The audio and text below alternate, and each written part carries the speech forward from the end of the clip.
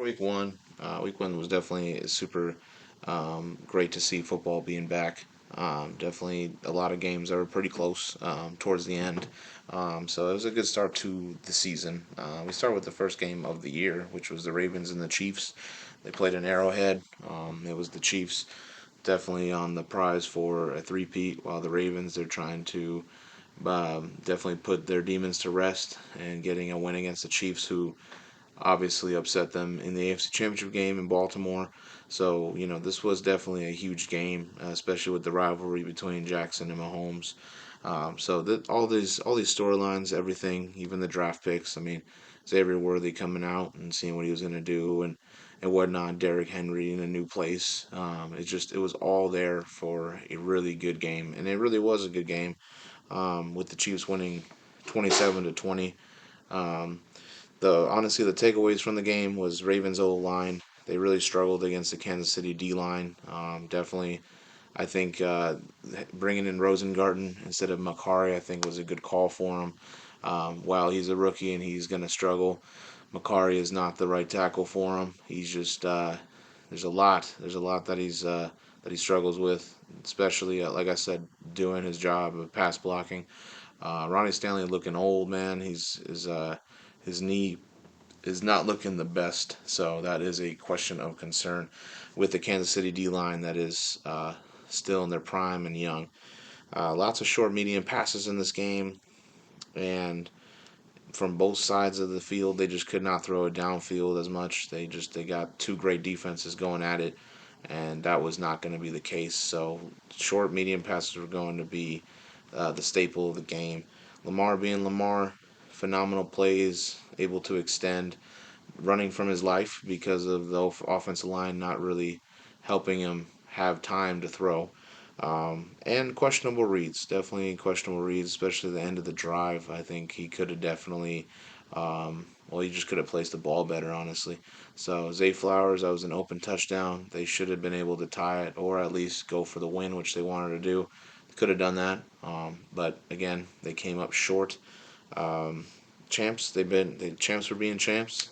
Kansas City won a Super Bowl. They've won back to back for a reason. They played their style of football and they won. And Patrick Mahomes does what he does best, even with the games that he doesn't do exceptional in. Um, Honestly, the key players of the game were not even Lamar Jackson. It wasn't Patrick Mahomes. It was two unfamiliar guys. Yeah, Isaiah Likely, who, Mark Andrews is back. I assumed he was going to have a big game, but it was likely that was Lamar's favorite target. 9 receptions, 111 yards. One touchdown, could have been two. It was that close from him being able to be a hero there. And Xavier Worthy, we got to see the rookie showcase his speed and talent with 2 receptions, 42 yards, or 47 yards and two touchdowns. One was a nice little jet sweep they had. The next one was just a wide open, where was the corner at kind of play. So overall, I mean, Xavier Worthy did have a really really good debut for his career. Game of inches. This was a game of inches. It came down to really, the time of possession, but it was mainly because of the game of inches was because Isaiah Likely's possible touchdown that was just 1 inch away his foot. If it was a little more in bounds, we're looking at a game that could have had the Ravens win the game in Kansas City. So regardless, it was a really really good game to start the season out. In terms of offense, Lamar had an okay game. 26 for 41, 273 yards, one touchdown, no picks. Mahomes, he had 20 for 28, 291 yards. He had one touchdown, one interception. Rushing wise, Lamar did his thing with 16 rushes for 122 yards. Derrick Henry and Pacheco also just did not run the ball that well. They're just two great run defenses. Derrick Henry had 13 rushes for 46 yards and a touchdown. Pacheco, he had 15 rushes, 45 yards and a touchdown. Receiving wise, besides Likely and Worthy, another one to note is Rasheed Rice. 7 receptions for 103 yards. He had a good game as well. Second year in the league, so that's nice to see him step up. Defensive wise, the people that really did not surprise me, but it was a good performance for him. Trent Simpson, they lost Patrick Queen, having him come in. What was he going to be like? he did a really good job. 5 tackles, half a sack, and a pass deflection. Roquan, I mean, game changer. That's why he's one of the top inside linebackers in the game. This man had 7 tackles, a tackle for loss, an interception, and a pass deflection. Kansas City's side, they had Chanel, who's a young outside. He had 7 tackles, a tackle for loss, and 2 pass deflections. Nick Bolton did his thing with 7 tackles and a pass deflection, and Watson, who led the team with 11 tackles and a pass deflection. So good stats for them. Kicking wise, Justin Tucker went 2 for 3. Harrison Butker went for 2 for 2. So yeah, a pretty decent game. Definitely was not a high scoring game. It was just defenses going at it and two-star QBs that played pretty good, not the greatest, pretty good. So again, this could have been an overtime game for sure, and it was a good way to kick it off.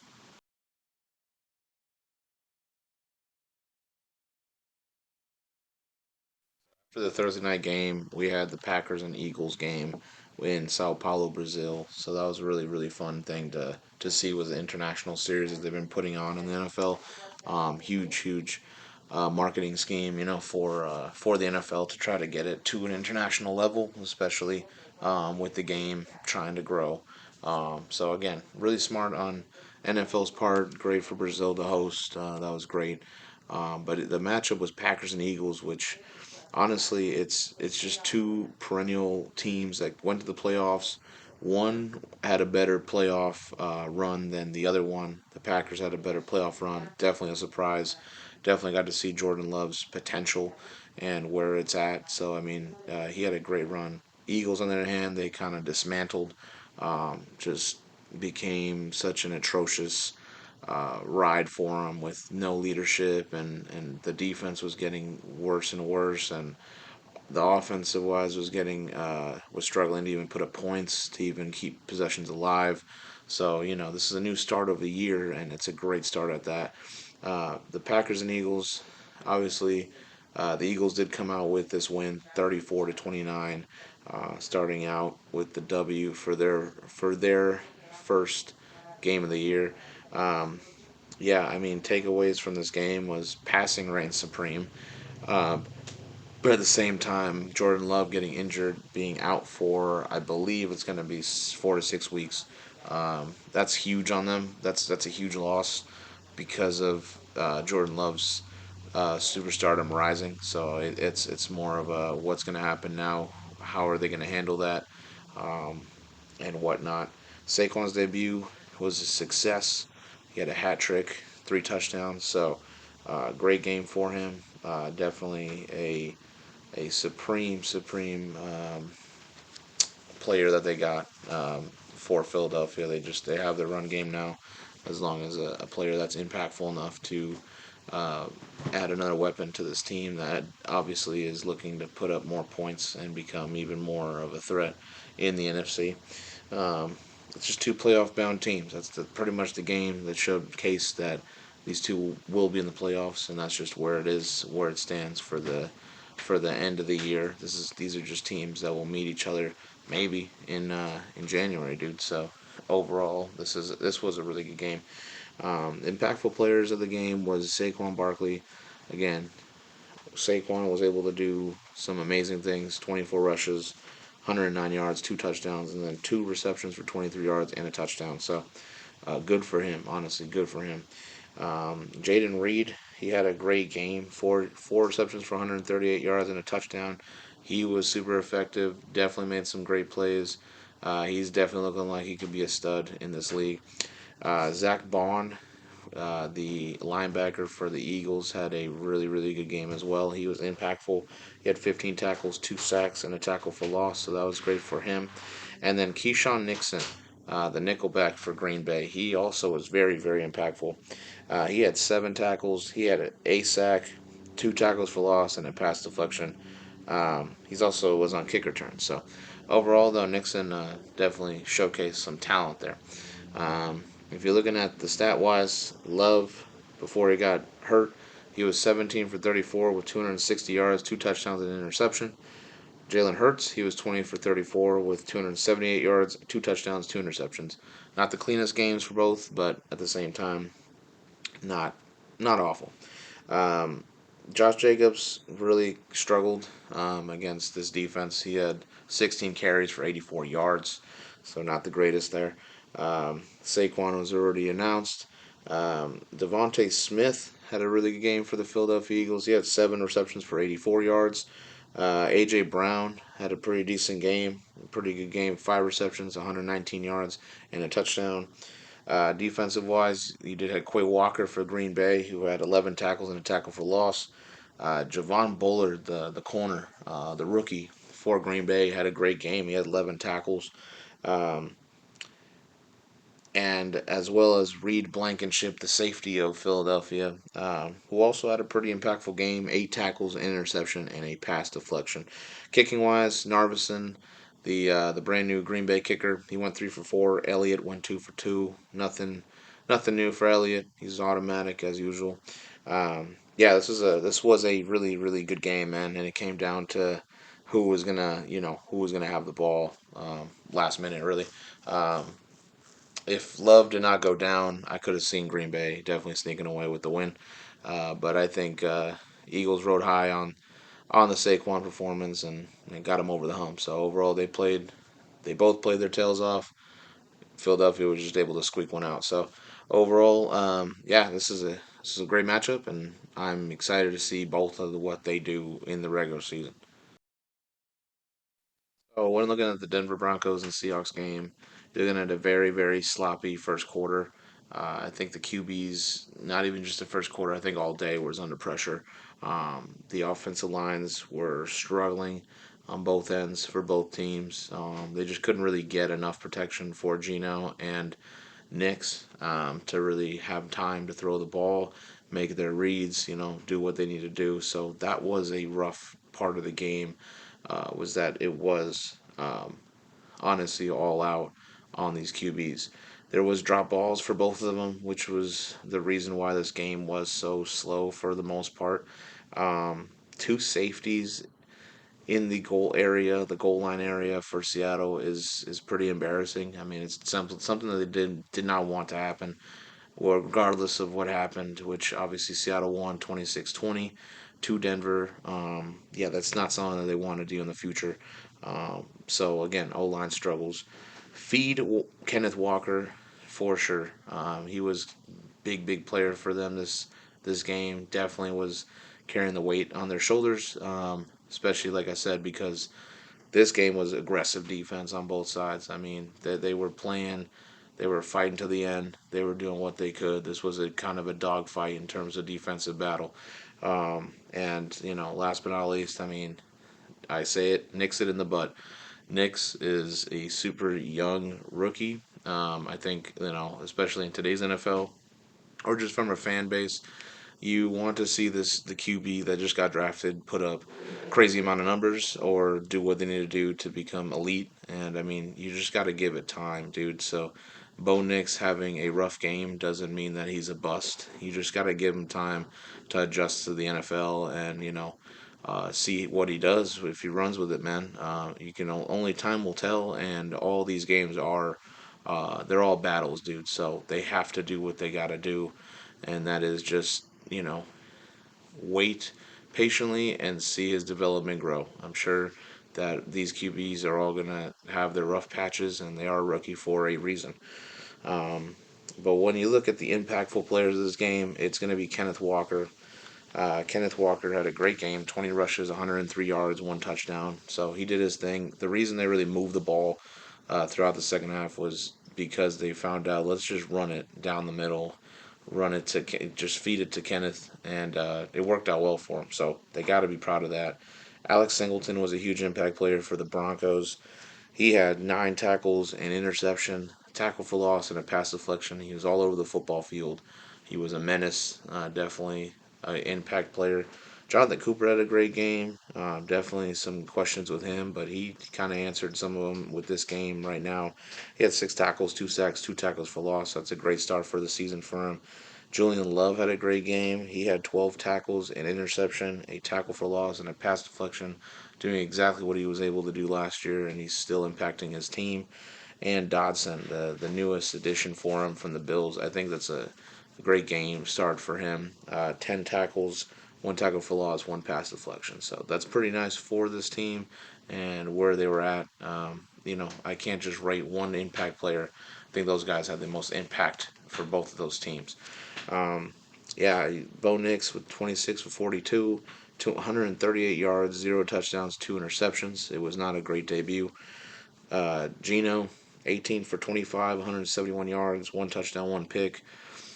Um, 18 for 25 is not bad. 171 yards, yeah, definitely needs to put up better numbers. We talked about Walker. Lockett had six receptions for 77 yards. On the defensive side of the football, you did have cornerback Moss from the Broncos have 12 tackles and a tackle for loss. They also had uh, Devin Witherspoon out there having seven tackles and a pass deflection. Tariq Woolen had an impact, three tackles, an interception, and two pass deflections. And Boye Mafe had an impact with four tackles and a sack and two tackles for loss. So overall, what can I say? I think it was from at least for me, I think it was pretty boring for most of the game. But second half kind of turned up on the offense. Overall, if you like defense, this was a pretty good game for you. Offensive line is it's hard, dude. It's rough for both of these teams. So we'll see how this turns out for them.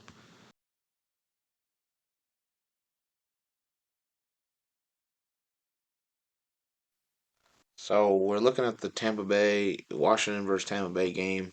This was for me. I already knew. I think Tampa Bay was going to win this game, and they did. They won 37-20. Definitely, it, it was an annihilation. It was an annihilation in terms of how the Bucks picked apart this defense. The Commanders' defense definitely has holes, and they definitely need to work on their secondary. And the Bucks are just a better team overall than the Washington Commanders. So this was not a surprise for me. What was very enlightening was Baker. Baker's been heating up. He's comfortable, dude. He's comfortable in Tampa. He's liking where he's at. He's not in Cleveland. Like he's not in a weird situation. He's not feeling like he's playing injured. He feels like they got their back, so he's gonna do what he can to win for the team, and it's really showing, especially this game. Offense hitting stride. They might have not ran the ball as much, but they had some wheels, man. They had some wheels. Jaden Daniels' debut, though, this was his debut. He showed some upside. No touchdown passes, but this was a guy that was showing that yeah, I can hang with the best of them, and it's a good sight to see if you're a Commanders fan that you got possibly a future QB in your side. So, Jaden Daniels did have it's a light a debut. It's nice. It's a rookie debut, man. Nothing too terrible. So, um, overall, you're looking at the teams here. We look at Jaden Daniels first, 17 for 24, 184 yards. Again, no touchdowns, but no picks, so we'll take it. He was a runner for sure. 16 rushes for 88 yards. He had two touchdowns. So, again, he did have something. He helped impact them with the score line based on his legs. And you know what? He's going to be that mobile guy. He's going to get better with his passing. He's going to get a much better of a chemistry with Terry McLaurin, who had a down game. But like I said, this is a work in progress. This is a project. This is not a team that's gonna win a lot of games. But Jaden Daniels is looking nice. Mayfield, he torched 24 for 30, 289 yards, four touchdowns, no picks. He just could not miss. He also ran three times for 21 yards. So again, he was doing the best. He was everywhere. Looking at the run game, you had Brian Robinson Jr., who had 12 rushes for 40 yards. He did have a touchdown with that. Three receptions for 49 yards for the Commanders. Not a bad game. Nothing spectacular. Irving, the rookie for Tampa, running back, he had nine rushes for 62 yards. That was nice to get him involved. What about Rashad White? He had 15 rushes for 31 yards. It was not great on the ground game for him, but he had six receptions for 75 yards. So they used them in two different ways. So you got to give it to him with that. Um, Godwin had a great game, eight receptions, 83 yards, a touchdown. Mike Evans had a great game, five receptions, 61 yards, and two touchdowns. On the defensive side of the football, Cleveland Farrell surprised me. I mean, it was a good start for him. The tackles, it's only two tackles, but this man did have a sack and a tackle for loss. So, like, he is getting involved in the game, and that is a great sign, especially for a high draft pick that hasn't been the ultimate best. Bobby Wagner still continues to develop. Like, he's aging like fine wine. 10 tackles, 3 tackles for loss. Like, that's ridiculous. Martin, the safety, he had a good game. He had 9 tackles. Again, first safety, 9 tackles. Not bad, man. For the Buck side, you got Tryon Shoyinka. He had 2 tackles, but he had a sack and a tackle for loss. That's a good sign for him. Jordan Whitehead, I mean, we know he's back. He had eight tackles and a pass deflection, so good on him. The linebacker, the newly starting linebacker Dennis, he had a good game, man. 7 tackles, a sack, a tackle for loss. I mean, that's a good sign for their defense, especially with answers on who are these players. He had a good game. Kicking wise, Katie York for the Commanders went 0 for 2, which is terrible. And then you got McLaughlin, who went 3 for 3, Mr. Reliable out there. Did a great job. In the game, the impact that I saw was Baker Mayfield because he was torching them for sure. Godwin and Evans, one of the best duo combos, wide receiver wise. They had great games, so you got to put them as impact players. Bobby Wagner continues to impress as he's aging, and he's still getting you 10 tackles a game. That's crazy. You got to put him in there. And then last but not least, the Dennis guy. The Dennis guy that, I didn't really know about. He was drafted last year. Like, what was he going to do? Questions around that position. Seems like he's kind of answering them with that kind of game. So overall, very impactful, very good. I'm enjoying this a lot from him.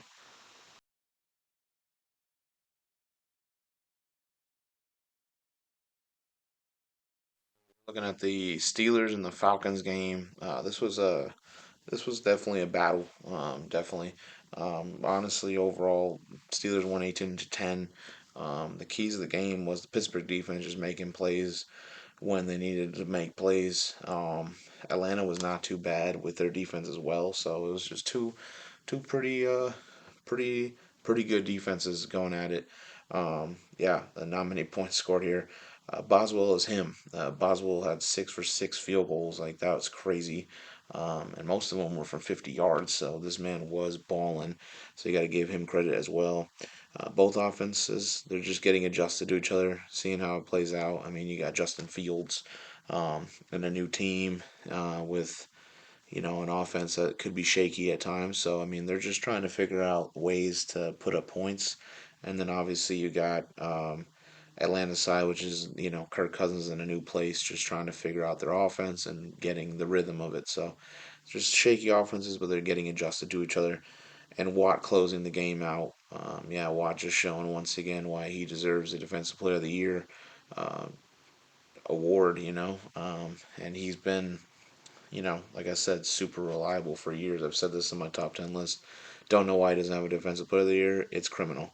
When you look at the stats, you do have Fields who went 17 for 23, 156 yards, 14 rushes, 57 yards. It wasn't the greatest performance, but 17 for 23 is not bad. Um, definitely get better. So, Kirk Cousins and his new team kind of struggled. 16 for 26, 155 yards, 1 touchdown, but 2 picks. So not fantastic there. Running the ball, Najee, he had 20 rushes for 70 yards. Robinson, he had 18 rushes for 68 yards and had 5 receptions for 43 yards. Again, not the greatest thing ever, but you know they put up some numbers, right? In terms of receiving, you did have Pickens with 6 receptions for 85 yards, and then on the other side, you had Kyle Pitts who had 3 receptions for 26 yards and their only touchdown. So, receiving was not a huge vital piece of the game. On the defensive side of the football, you did have guys like Dante Jackson having 2 tackles, an interception, and 2 pass deflections.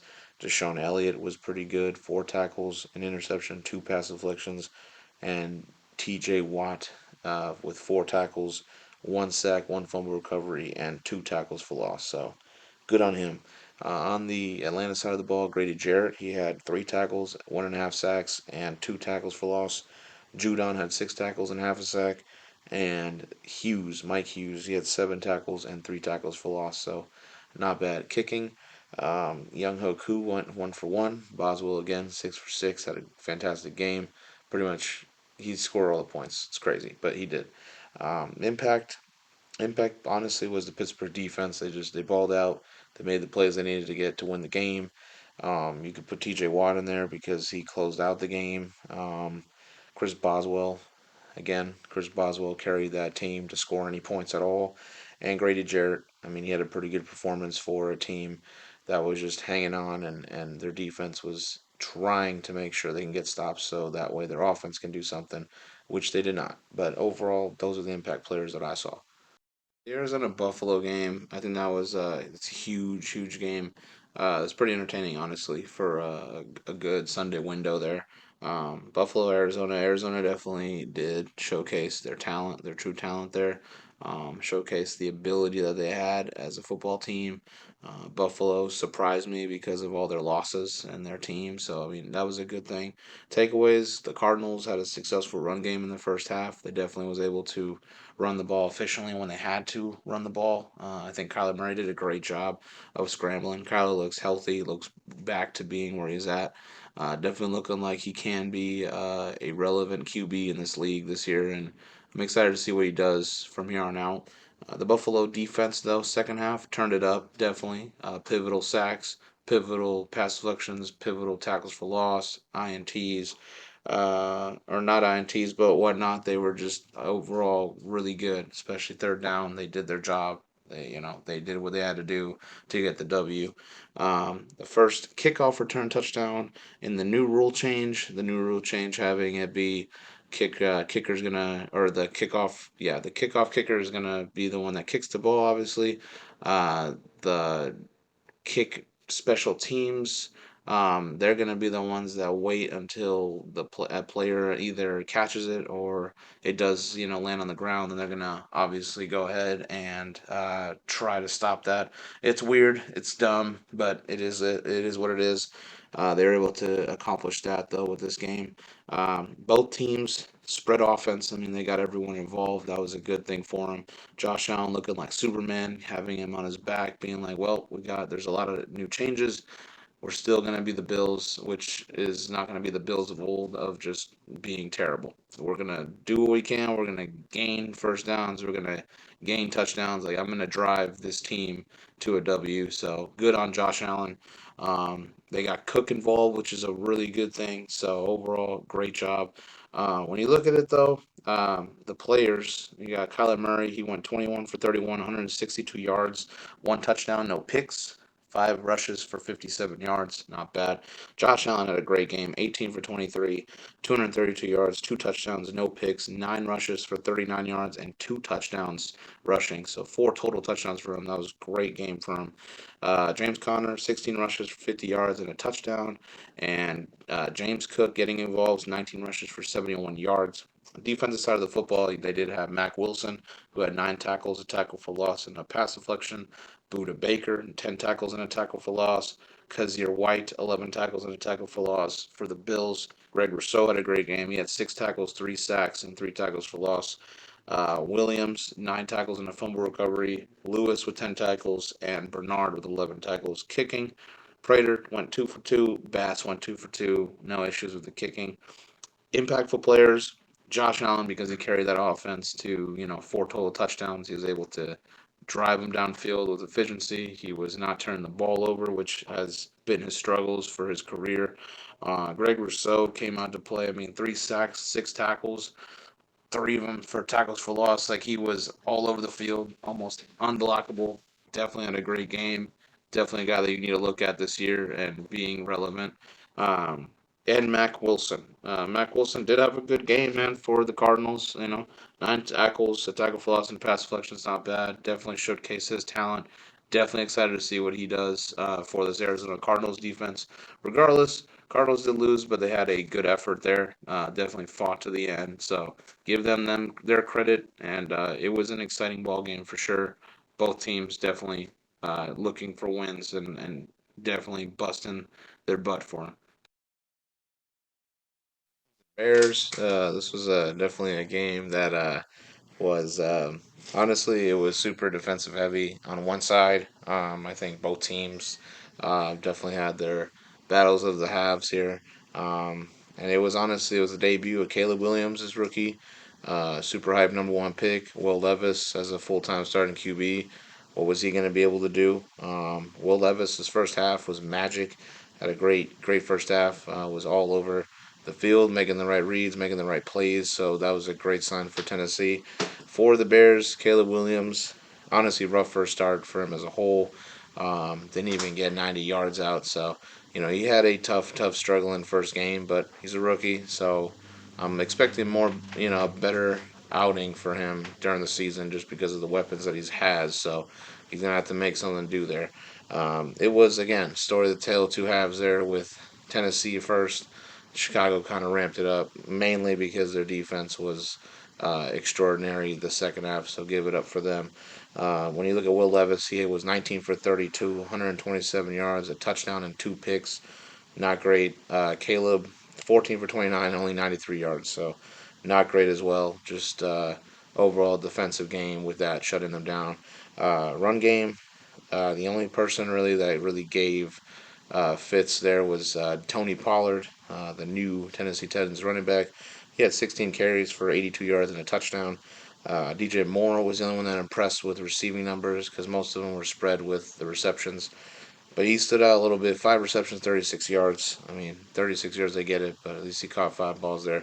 Um, Looking at the defense, I mean, on the Tennessee side, Sebastian Joseph Day had a pretty solid day with three tackles, a sack, two tackles for loss, and a pass deflection as a D tackle. That's pretty nice. McCreary, the corner, he had a good game with five tackles and three tackles for loss. And Harold Landry the third at the outside linebacker had six tackles, a sack, and a tackle for loss. So good on them. On the Bears side, they did have Jalen Johnson, uh, definitely one of the top corners in the game. Snubbed from a lot, snubbed even from my list. He had three tackles, an interception, two tackles for loss, and two pass deflections. Tyreek Stevenson had a good game. He had four tackles, one interception for the touchdown there, and two pass deflections. Dexter, the D tackle, he had four tackles, a sack, and a tackle for loss. Darrell Taylor, he had eight tackles, two sacks, two tackles for loss, and T.J. Edwards had a game with 15 tackles, two tackles for loss, and a fumble recovery. Again, Chicago defense was on point. Kicking wise, Nick Folk went 1 for 1. Cairo Santos 3 for 3. The impact of the game, it's the Chicago defense, along with the guys that I had listed, Jalen Johnson to Edwards, those guys, But the whole defense as a whole made sure that they won this game for him when Caleb Williams was not able to do it with his arm. So overall, great game for him.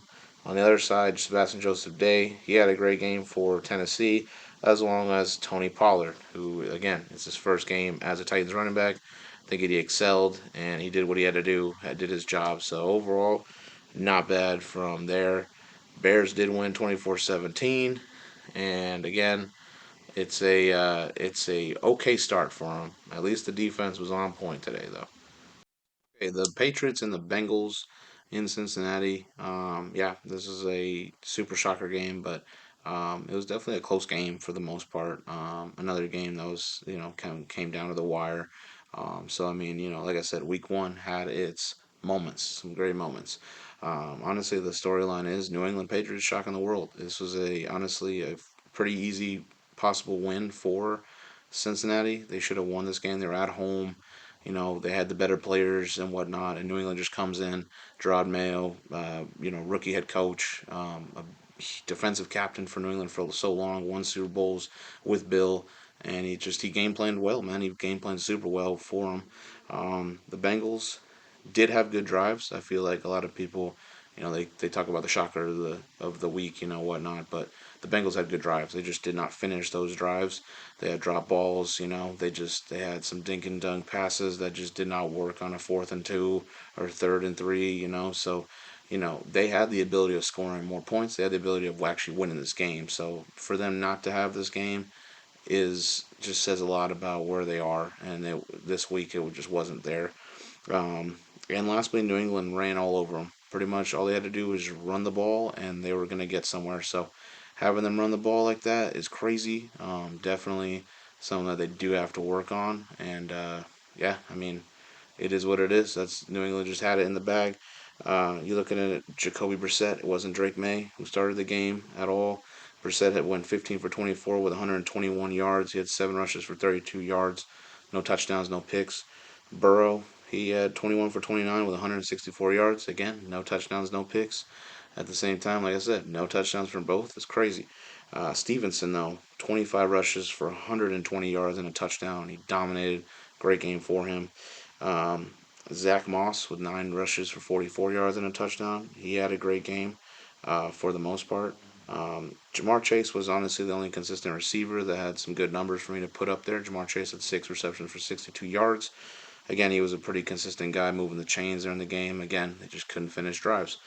Defensive wise, for the Patriots, they had Tavai, who had 4 tackles, a tackle for loss, and a pass deflection. They had White, who had 4 tackles, 2.5 sacks, and 2 tackles for loss. And they had Juwan Bentley with 12 tackles and half a sack. So, pretty stout there numbers there for them this game. On the Cincinnati side, Jermaine Pratt, he had 8 tackles, 1 tackle for loss, a pass deflection. Hill, he had 8 sacks or 8 tackles. 8 sacks is crazy. 8 tackles, 1 sack, 1 tackle for loss, and 1 pass deflection. And Logan Wilson had 12 tackles and a tackle for loss.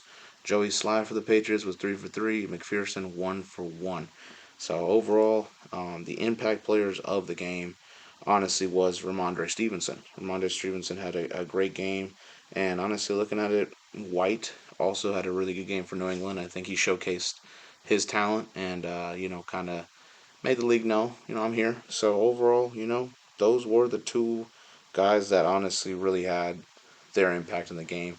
While the stats show, some of these guys did have a good thing. I really do believe at the end of the day, it was a Ramondre Stevenson kind of game. So he's got to get his flowers, and this is where it is, week 1 here. So overall, not a bad game. Cincinnati, shocked. I'm shocked they lost this game. Houston Texan Indianapolis Colt game was exciting from opening drive to the end. Definitely something that I love is a Texan Colt game, especially in this era because they got two really great game-changing QBs, two upsides for the future for the NFL. So Indianapolis, Houston, that's really good, and new places, new faces, and new places. For Houston. So this was an AFC South duel. This was a duel for what could be the AFC South reign for a long time, man. It was a QB duel, honestly. It's just the matchup itself, Stroud versus Richardson. Richardson, who got injured and didn't get to actually play his full potential last year. But again, he looks like a baller. He looks like the QB of Indianapolis. And then CJ Stroud, who is NFL MVP contender, and they're talking about Super Bowl in that town. So there's a lot to play for here. They got a lot of things they got going for them as well. Um, Aggressive defenses was definitely the name of the game. They definitely came out at each other's necks, at each other's heads, like they were doing anything and everything they could to make sure that drives were done. Balanced offenses, definitely. I think they both had balanced attacks. For the talent they have for QBs that are able to roll out, make decent throws, deep throw, medium throws, they are able to put in a run game in there, and it's great because they have two really good running backs in these teams. So having both attacks there is a testament to the organization and the coaches and what they can do, and I think it's a solid thing they've been doing. Um, the key was the new faces and new places. It was Joe Mixon and Stephon Diggs, man. They made it so that way the Texans honestly can walk away with a win. Obviously, CJ Stroud played a great game, give him credit, but they were a key contributor to this. When looking at the offense, Stroud went 24 for 32 with 234 yards, 2 touchdowns, and no picks. Good game. Richardson, he had 9 for 19, 212 yards, 2 touchdowns, 1 interception, 6 rushes for 56 yards, and a touchdown. So, again, he balled out as well. Mixon, 30 rushes for 159 yards and a touchdown. Jonathan Taylor had 16 rushes for 48 yards and a touchdown. So good job on Jonathan, even though he did not get 100 yards there. Nico Collins had a great game, 6 receptions for 117 yards. Stephon Diggs again, 6 receptions for 33 yards, but 2 touchdowns, huge 2 touchdowns. Um, and Alec Pierce of the Colts, definitely a guy that's a definitely sneaky good. three receptions, but 125 yards for a touchdown. Like he was very pivotal for the offense today for the Indianapolis Colts. At the defense, you do have Bullock, who had three tackles, an interception, and pass deflection. Edwards, he had three tackles, a sack, and a tackle for loss. Fudukasi, four tackles, a sack, and a tackle for loss. And the young linebacker, Tootu, he had seven tackles, a tackle for loss, and a pass deflection. On the Colts side, Tyquan Lewis had six tackles, a sack, and a tackle for loss. Buckner had six tackles, one and a half sacks, and a tackle for loss. Jones had nine tackles, one interception, or nine tackles, one tackle for loss, and a pass deflection. And then the rest of these two guys, it's just because the amount of tackles are insane. Julian Blackman's a safety and he got 13 tackles, and Cross at 14 tackles is insane. So have to give them their props. When you look at the kickers, you did have Fairbairn who had 3 for 3, and the Colts kicker Schrader actually had no field goals. They had some extra points, but 0 for 0 there. Impact players, again, it's Joe Mixon with his huge game that he had for him. It's Diggs with his huge touchdowns and whatnot in the game. He was able to be a major contributor. It was Nico Collins who got 100 plus receptions, 6 receptions for him. Again, an impact in the offense and will be this year. And then CJ Stroud, I mean, doing what he does best, being a baller, definitely, MVP status. Absolutely. He should be in the running like if he plays like this. So overall, yeah, that's where it's at. Houston won 29-27, close one, and I am so excited for their next matchup because I believe that it's always going to be intense and it's going to turn into a pretty good rivalry, I believe.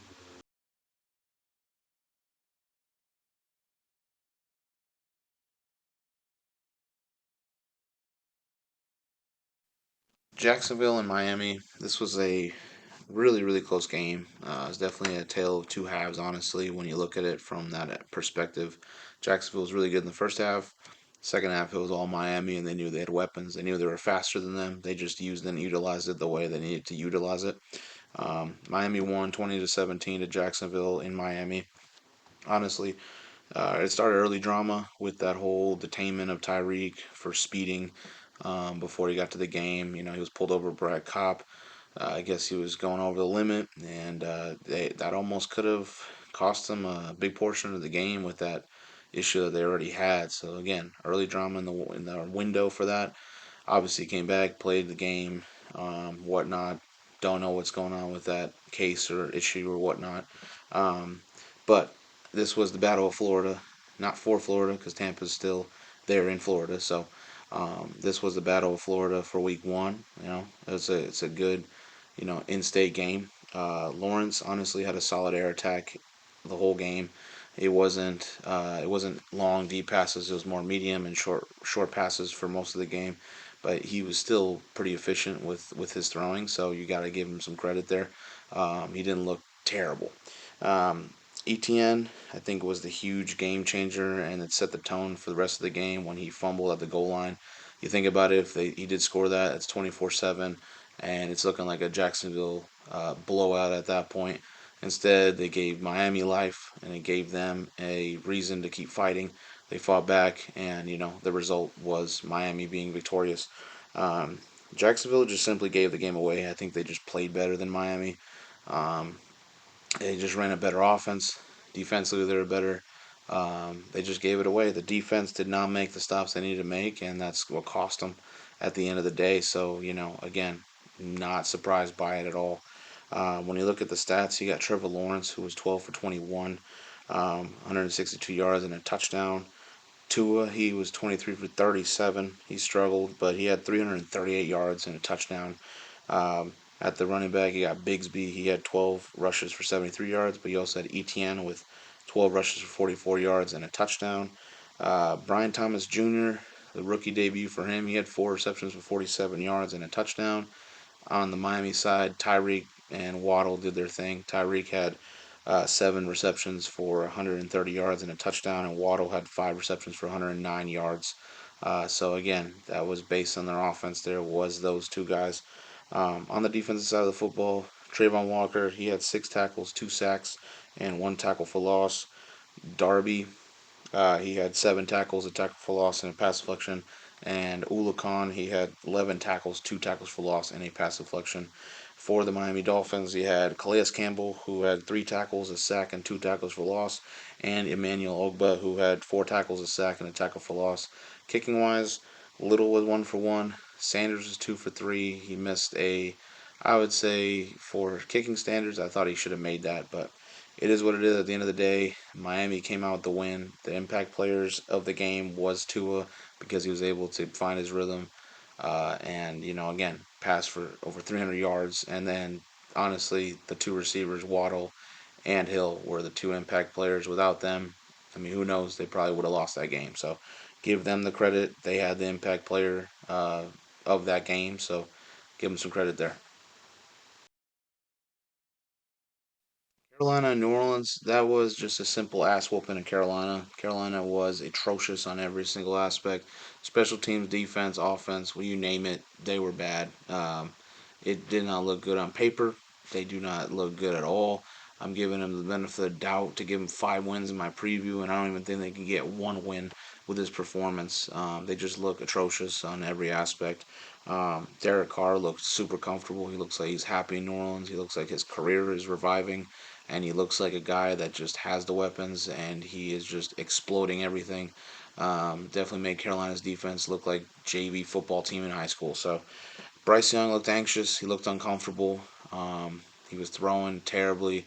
He also didn't have enough time to throw. I felt like he was under pressure a lot. Receivers were not getting open. It was just a really, really bad start to his second year of the league. The New Orleans defense dominated. They did what they could, and they did everything so well.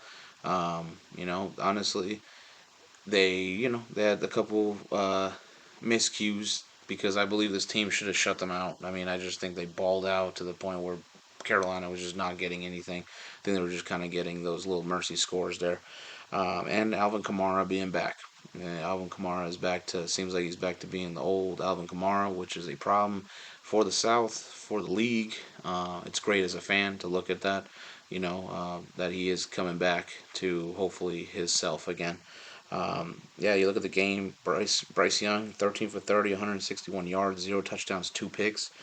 Derek Carr, 19 for 23, 200 yards and 3 touchdowns with no interceptions. Phenomenal. Kamara had 15 rushes for 83 yards and a touchdown. He also had 5 receptions for 72 yards, being the old Kamara of having both receiving and rushing. So that's a good sign. Rashid Shaheed had 3 receptions for 73 yards and a touchdown, and Morrow, he had 4 receptions for 43 yards and a touchdown.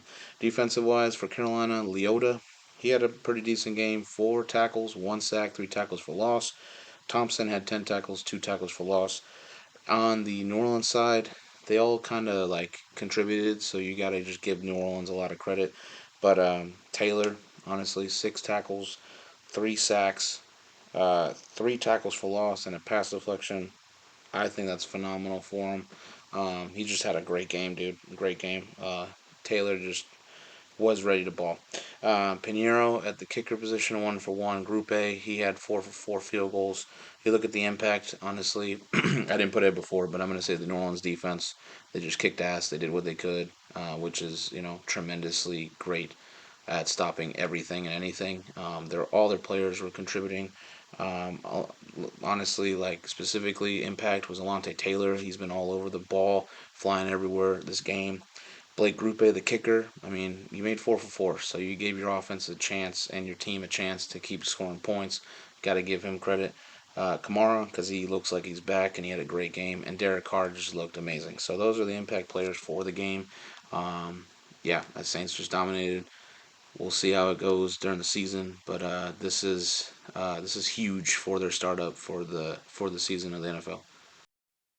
Okay, so the Vikings and Giants game for a Week 1 matchup was very boring. Very boring indeed. It was the Vikings, honestly, total domination on both sides of the football. Giants had no answer for anything in terms of, you know, trying to figure out how to exploit this.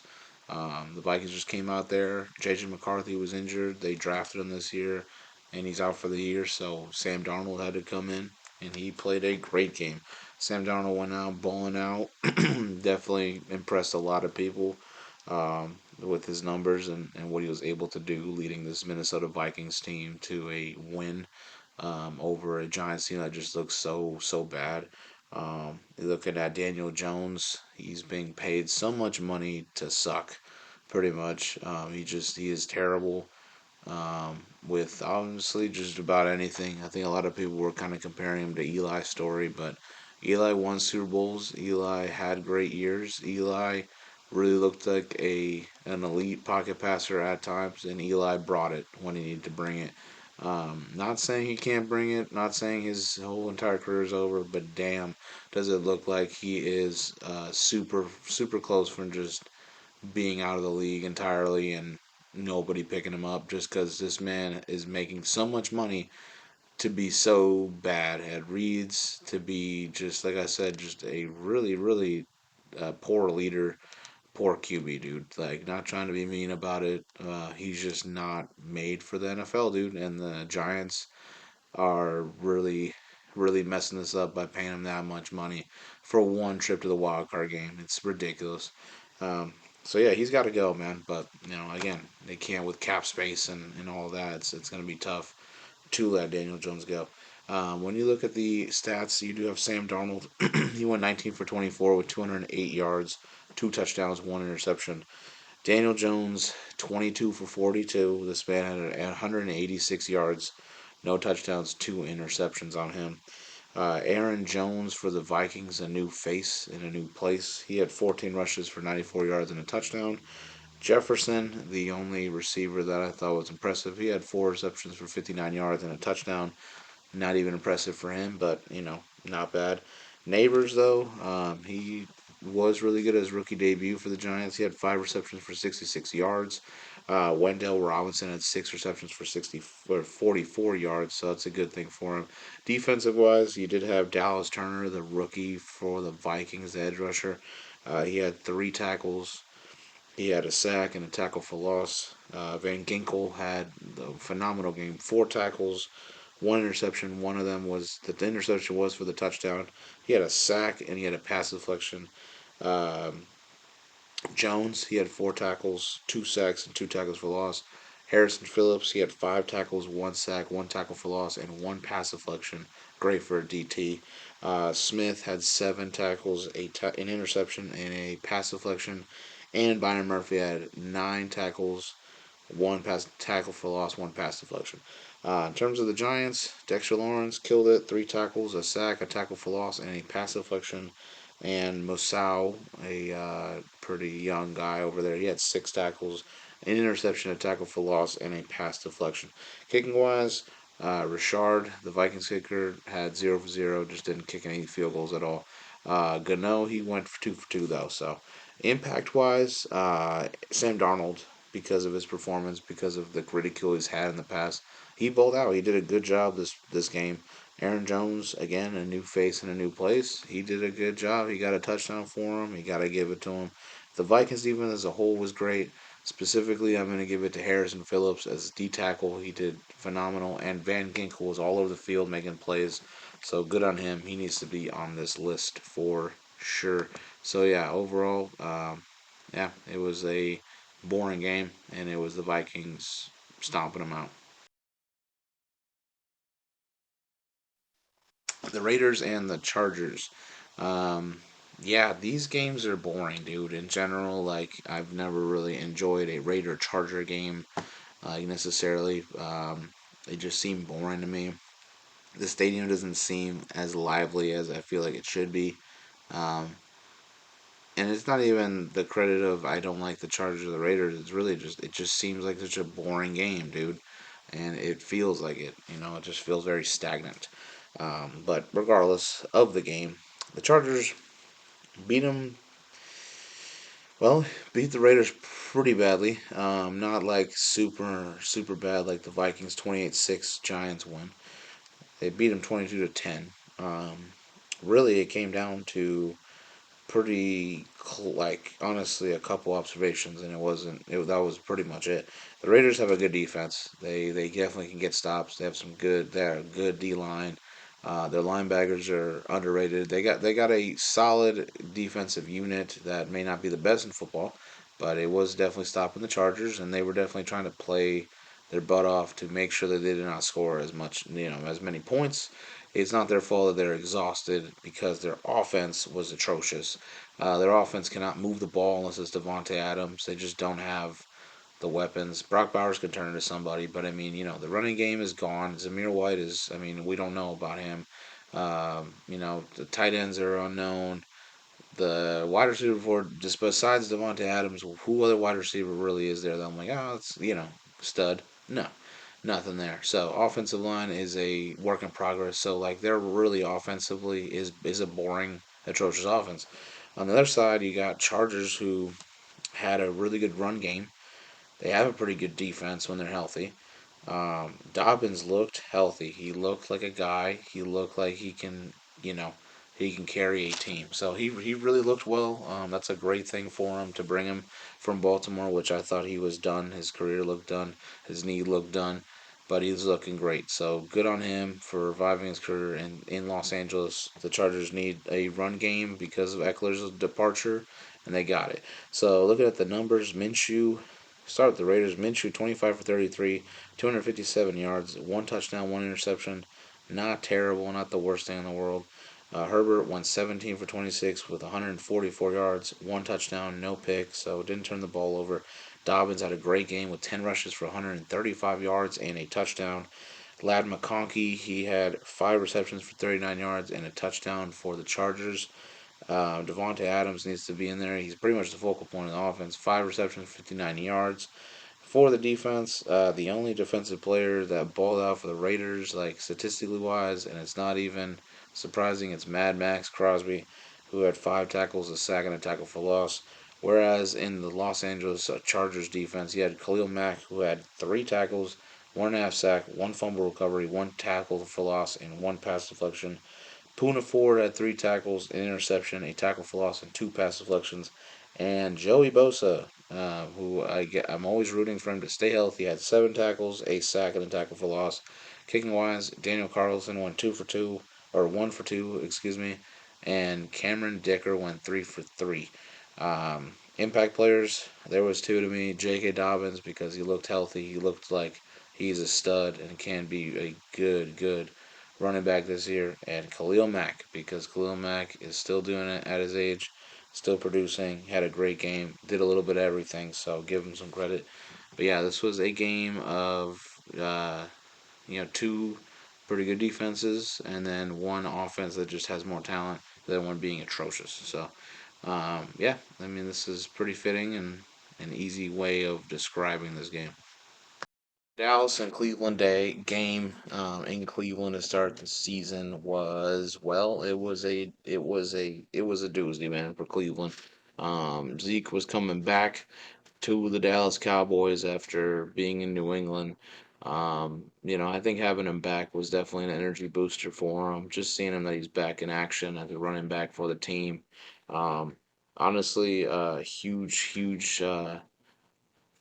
play in the game was Turpin's return for a touchdown on that punt. I think he was, phenomenal. They had great blocking in there, and pretty much that was the whole story of their game was how Dallas's offense was moving the ball so well, dude, with ease against a defense in Cleveland that I thought was going to be a little bit of a challenge.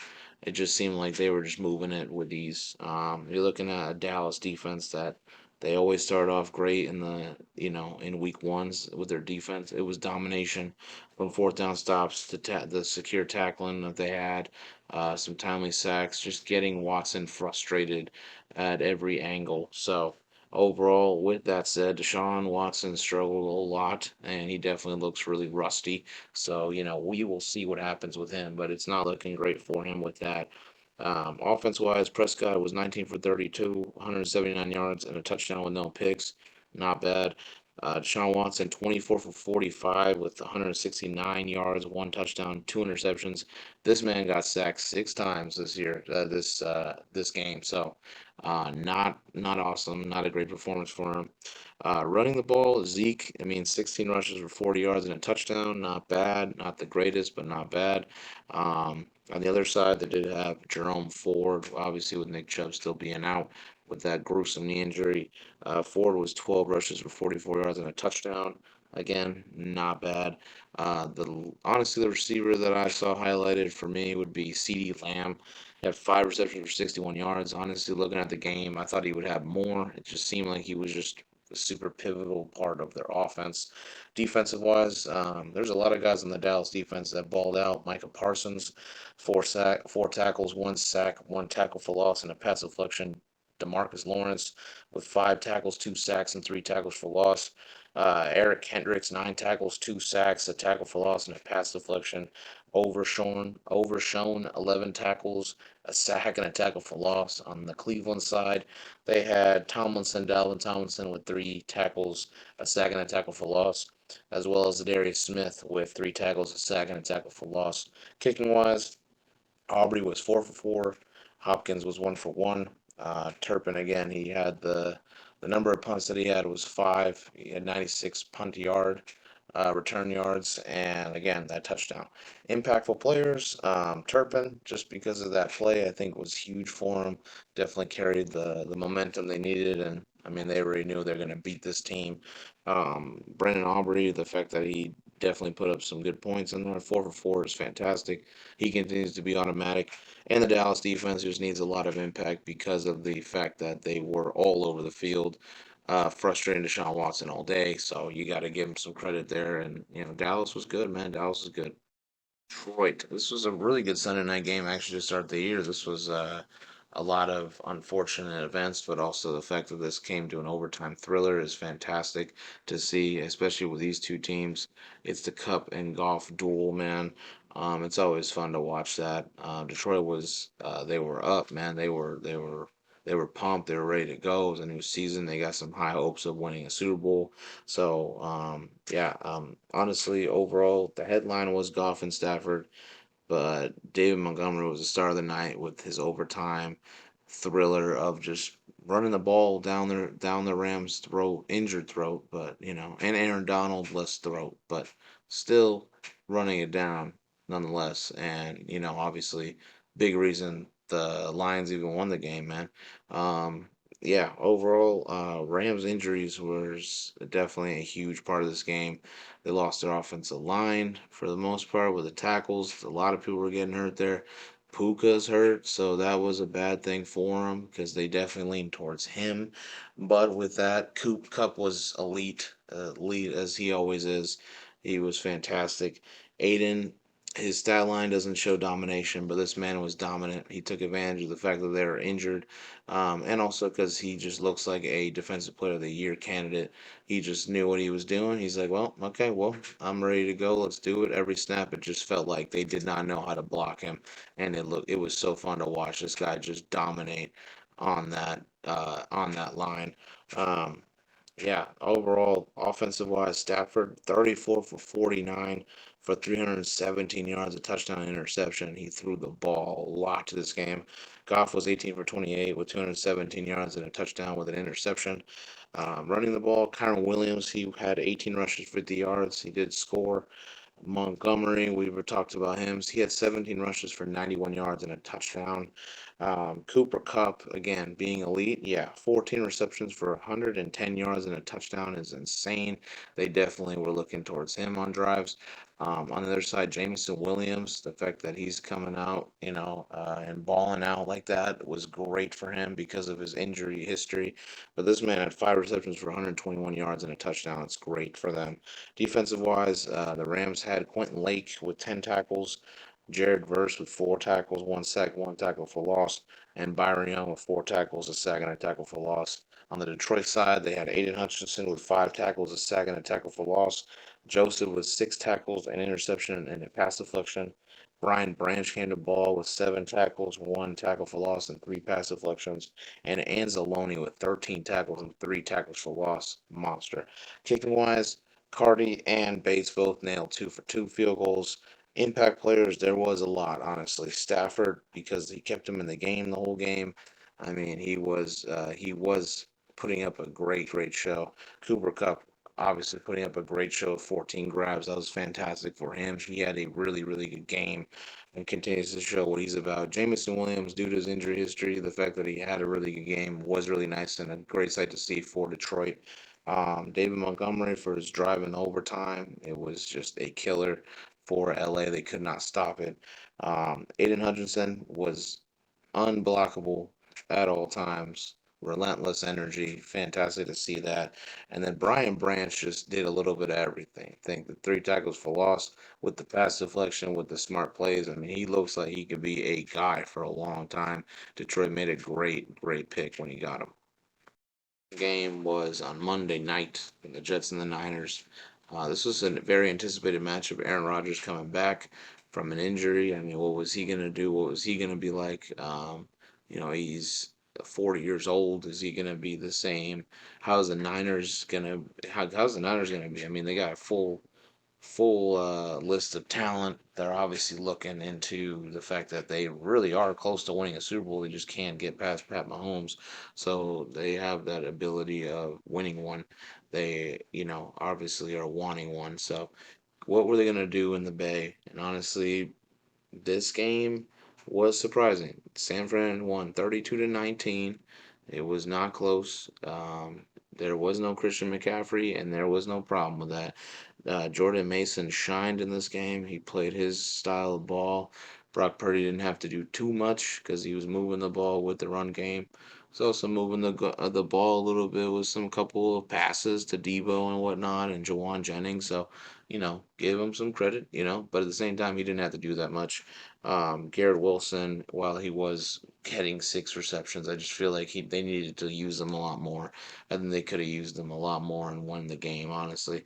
They could have also used Brees Hall a little bit more. But again, at the end of the day, it was that Debo explosion and that aggressive San Fran defense, along with their offense that was just clicking on everything. So that was a really, really good game for them. The Niners kind of they put everything together and they should be proud of that. Offensive wise, Rodgers was 13 for 21 with 167 yards, a touchdown and interception. Purdy was 19 for 29 with 231 yards.